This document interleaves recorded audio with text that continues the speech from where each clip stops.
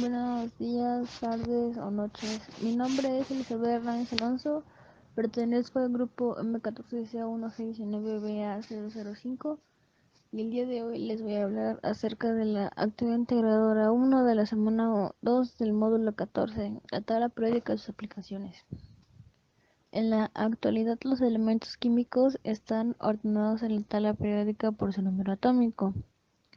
La tabla presenta 18 divisiones verticales, enumeradas de izquierda a derecha, donde la primera familia corresponde a los metales alcalinos con un electrón de valencia. Esto sucede porque los elementos que se incluyen en el mismo grupo tienen propiedades fisioquímicas semejantes, debido a que tienen el mismo número de electrones, ubicados en el último nivel de energía. La segunda columna corresponde a los metales alcalino-térreos, con 2 electrones. La tercera columna, a la 12ª, pertenece a los metales de transición, los cuales pueden tener diferentes electrones dependiendo de su estado. La columna 13 pertenece a la familia del boro o térreos, con 3 electrones. La familia 14 pertenece a los carbonoides, con 4 electrones, mientras que la columna 15 pertenece a la familia de nitrogenoides, con 5 electrones. La columna 6 pertenece a la familia de calcógenos, con 6 electrones. La columna 17 pertenece a la familia de halógenos, con 7 electrones. Y por último, la familia 18 pertenece a los gases nobles, que cuentan con 8 electrones. División por periodos. La tabla está dividida en periodos que se enumeran del 1 al 7 de arriba hacia abajo, y el número de elementos en cada periodo no es el mismo. En el 1 hay solamente 2 elementos, en los periodos 2 y 3 existen 8 elementos y los periodos 4 y 5 tienen 18 elementos. Los lantánidos y actínidos se ubican separados en la parte inferior de la tabla y pertenecen a los periodos 6 y 7 respectivamente. Clasificación de los elementos por número atómico.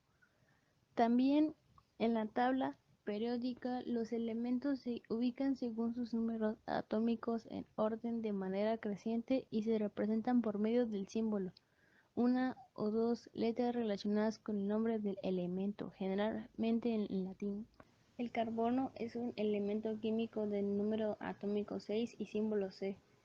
Es sólido a temperatura ambiente.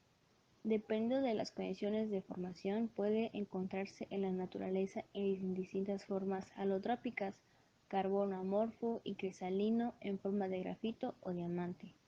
Es el pilar básico de la química orgánica.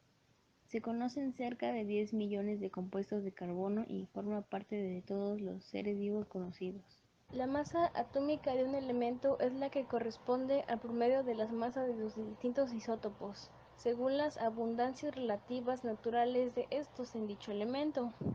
Sus formas alotrópicas incluyen sorprendentemente una de las sustancias más blandas y la más dura.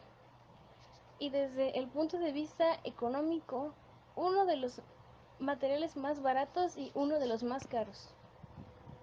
Más aún, presenta una gran afinidad para enlazarse químicamente con otros átomos pequeños, incluyendo otros átomos de carbono con los que puede formar largas cadenas, y su pequeño radio atómico le permite formar enlaces múltiples. Respondiendo a la pregunta ¿por qué es importante la clasificación de compuestos orgánicos e inorgánicos? Se consideran compuestos orgánicos a todas aquellas sustancias químicas que contienen algún átomo de carbono en su molécula. Algunos compuestos orgánicos son usados como combustibles, de los cuales un buen número se deriva del petróleo. Los compuestos inorgánicos están formados por distintos elementos. Pueden ser óxidos, bases, ácidos o sales. Por lo tanto, es importante clasificarlos, porque entre un compuesto orgánico y uno inorgánico es que el primero cuenta con enlaces del tipo carbono-carbono, carbono-nitrógeno o carbono-hidrógeno, mientras que los inorgánicos no tienen este tipo de enlaces.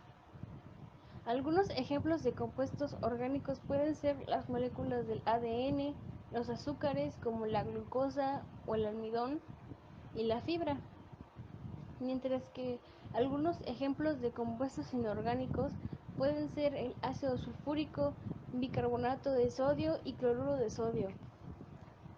Respondiendo a la pregunta ¿para qué nos sirve conocer y comprender la estructura de la tabla periódica? Porque la tabla periódica sirve para mostrar las relaciones entre los distintos elementos. También puede ser usada para predecir las propiedades de nuevos elementos, aún descubiertos o no sintetizados aún. Da información y datos sobre los grupos, elementos, masa atómica, energía de ionización, configuración electrónica, número atómico, electronegatividad y estados de oxidación. De esta manera, la tabla periódica provee un marco útil a la hora de analizar comportamientos químicos. Es usada ampliamente en el área química y en muchas otras ciencias. A continuación, las fuentes de consulta que consulté para realizar mi trabajo. Sin nada más que decir, muchas gracias por su atención.